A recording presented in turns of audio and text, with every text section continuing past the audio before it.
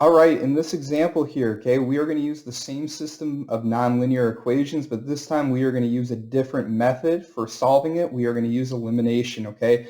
Remember, the key to elimination is essentially we are looking to get rid of one variable in order to solve for another.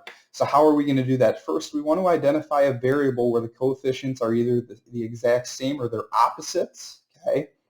In this case, we notice that there is not two quadratic x terms, okay? The x terms, the linear x terms in either equation are not the same. We could multiply it by 6 here, but actually it's going to be a lot easier because if we notice the y's are the exact same.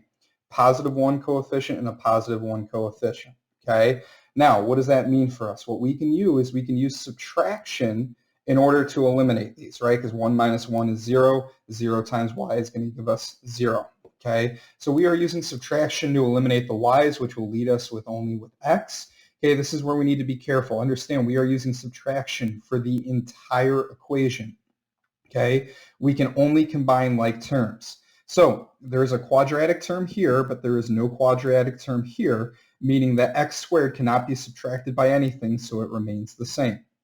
There is a linear x term here and a linear x term here. So we are going to subtract x from negative 6x. So negative 6x minus x gives us negative 7x.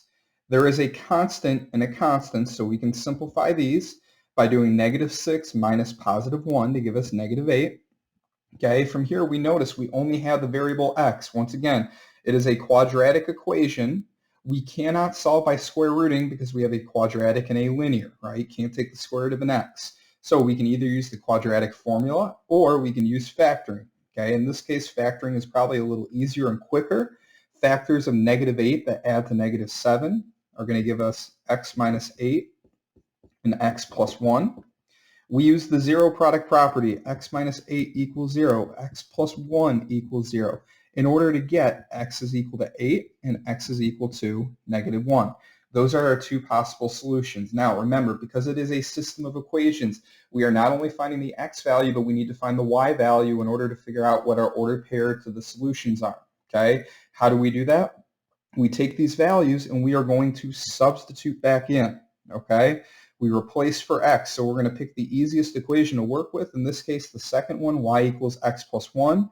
So y equals 8 plus 1. We're replacing 8 for x.